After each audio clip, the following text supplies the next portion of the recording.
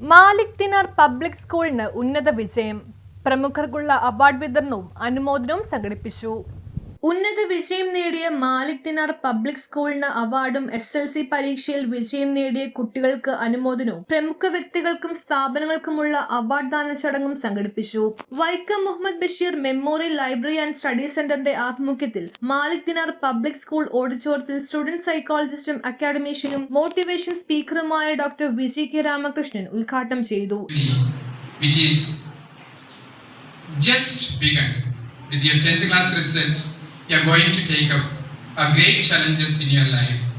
So move ahead boldly with a strong determination and keep your dreams ahead. I wish you all the best. Have a great and wonderful time. Thank you. Pallarimangalam ഗ്രാമപഞ്ചായത്ത് president PK Moidu അധ്യക്ഷത വഹിച്ചു. അല്ലെങ്കിൽ പൊതുസമൂഹത്തിന് വളരെയധികം സംഭാവനകൾ അർപ്പിക്കുകയും ചെയ്ത ഒരു വിവിധ തലങ്ങളിൽ പ്രവർത്തിച്ച് പാരമ്പര്യമുള്ള പ്രവാസികളായാലും പൊതുപ്രവർത്തകരായാലും മറ്റിടങ്ങളിലൊക്കെ പ്രവർത്തിച്ച് പരിചയമുള്ള ഒരു വിഭാഗം ആളുകളുടെ ഒരു ട്രസ്റ്റാണ്. ഈ ട്രസ്റ്റ് അവസരോചിതമായി ഇടപെട്ടുകൊണ്ട് വ്യത്യസ്തങ്ങളായ സാമൂഹ്യ സേവന പ്രവർത്തനങ്ങളും വിദ്യാഭ്യാസ സാംസ്കാരിക പ്രവർത്തനവും വളരെ സമർത്ഥമായി നടത്തുന്നു എന്നത് ഇവിടെ പ്രതിപാദിക്കാൻ ഞാൻ ആഗ്രഹിക്കുകയാണ്. നാം എല്ലാം മനസ്സിലാക്കിയിട്ടുള്ള പോലെ വളരെ പ്രതികൂലമായ വ്യത്യസ്തങ്ങളായ തലത്തിൽ വളരെ പ്രതികൂലമായ കാലാവസ്ഥയിലാണ് നാം കടന്നു പോകുന്നത്.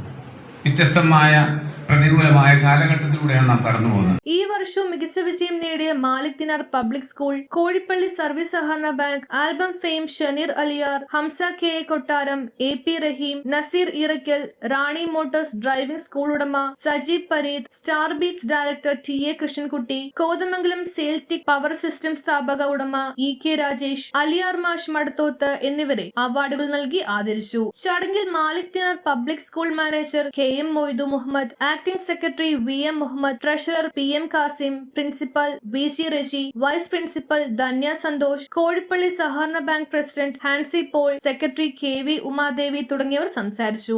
ഈ യോഗത്തിന്റെ അധ്യക്ഷ പദവി അലങ്കരിക്കുന്ന പല്ലാരിമംഗലം പ്രസിഡന്റ് ശ്രീ PK മൊയ്തു, അദ്ദേഹം എത്തിച്ചേർന്നിട്ടില്ല. മറ്റ് മാലിക് ദിനാർ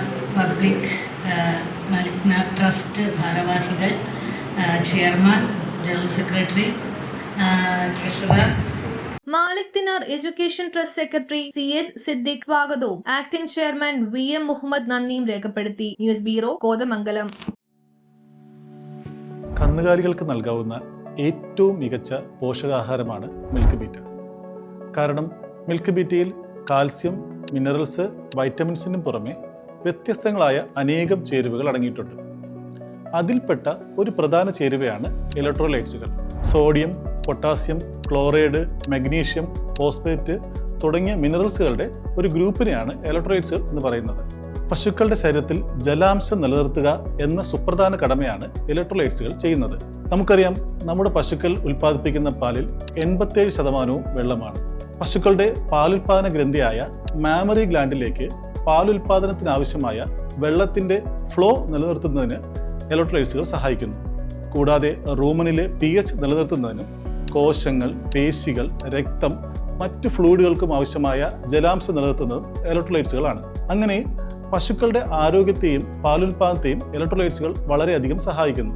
എന്നാൽ ചില സാഹചര്യങ്ങളിൽ പശുക്കളുടെ ശരീരത്തിൽ നിന്നും ഇലക്ട്രോലൈറ്റ്സുകൾ നഷ്ടപ്പെടാറുണ്ട്.